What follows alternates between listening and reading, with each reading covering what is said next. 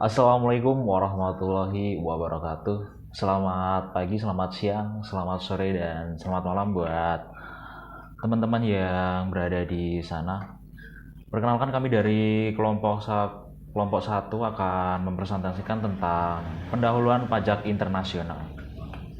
Kelompok satu yang terdiri dari yang pertama Aditya Damar Haji Yuda, yang kedua saya sendiri Yantoni Primanugraha, dan ketiga adalah Tabri, dan keempat adalah Rangga Dikdaya Lutfiananda.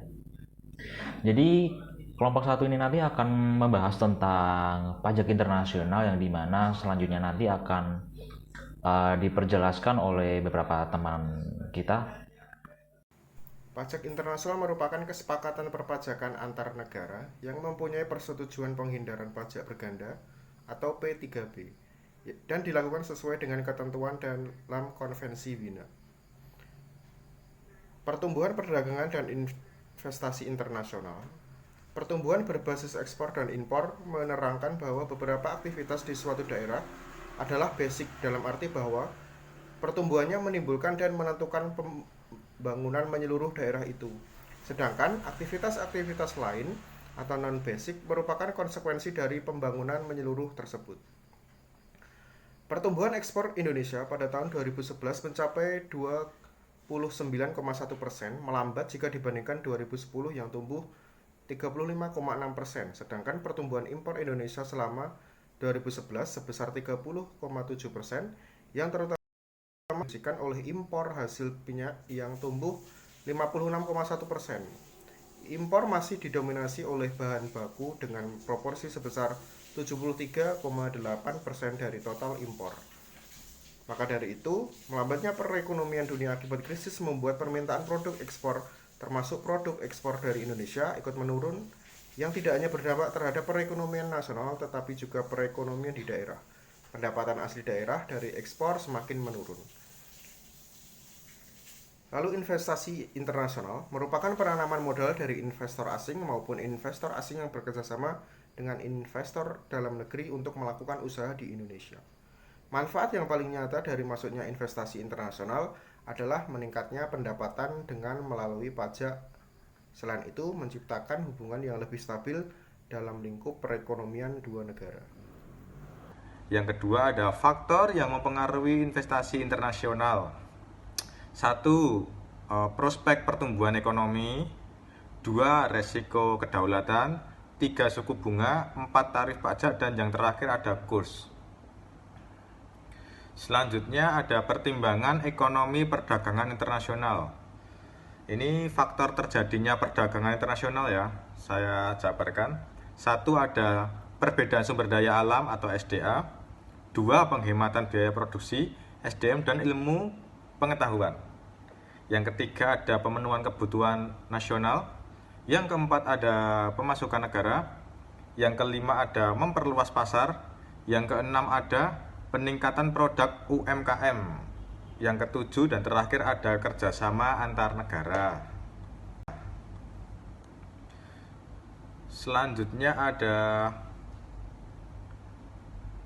pertimbangan ekonomi perdagangan internasional. Perdagangan internasional memiliki tujuan agar sebuah perusahaan yang ada dalam negara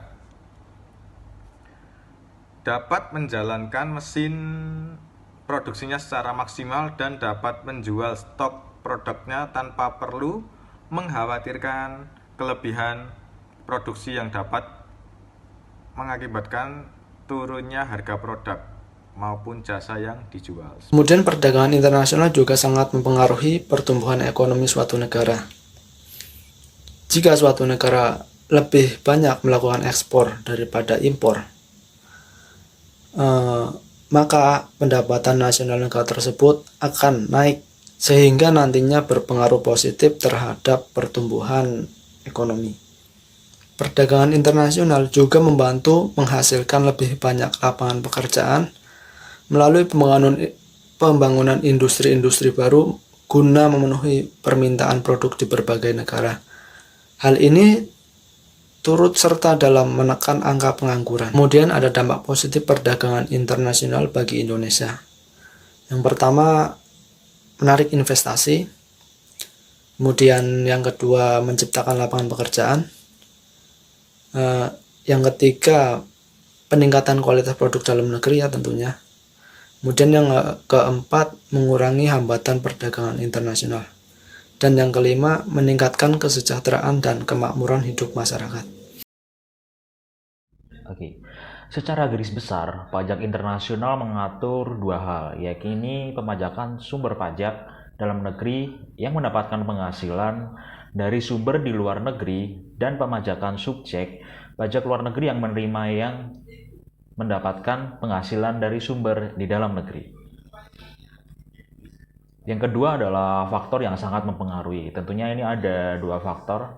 Untuk yang pertama adalah faktor personal connecting factor, yaitu adalah faktor yang menghubungkan hak perpajakan suatu negara berdasarkan status pada suatu objek pajak negara yang berkaitan. Namun, untuk WP pribadi ketentuannya dilihat dari tempat tinggal dan keberadaannya.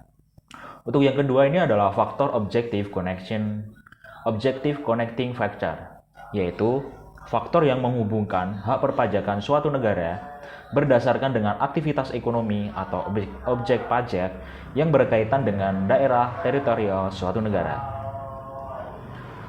Untuk yang selanjutnya adalah kebijakan pajak internasional di Indonesia. Dalam hal perlakuan pajaknya, pengenaannya hanya dibatasi pada subjek serta objek pajak yang berada pada wilayah Indonesia saja. Atau bisa diartikan bahwa suatu badan yang tidak berkedudukan di Indonesia umumnya tidak akan dikenakan pajak dengan ketentuan yang dimiliki Indonesia. Selain itu, pada dasarnya Indonesia memang sudah menandatangani konvensi Wina, di mana dalam konvensi tersebut tercantum kekuatan hukum yang mengikat di antara negara-negara yang juga menandatangani konvensi tersebut. Selanjutnya adalah tujuan kebijakan perpajakan internasional. Ini ada beberapa, yaitu ada 3.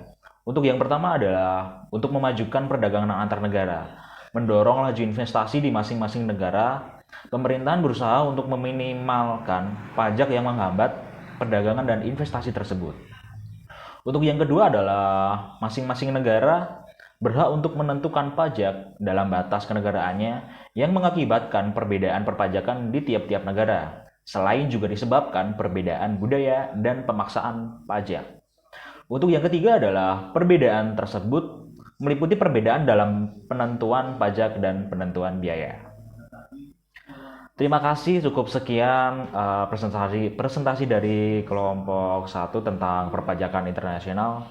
Bila ada kesalahan penulisan dan kata dari kelompok kami mohon maaf yang sebesar-besarnya. Wabillahi taufiq wal hidayah. Wassalamualaikum warahmatullahi wabarakatuh.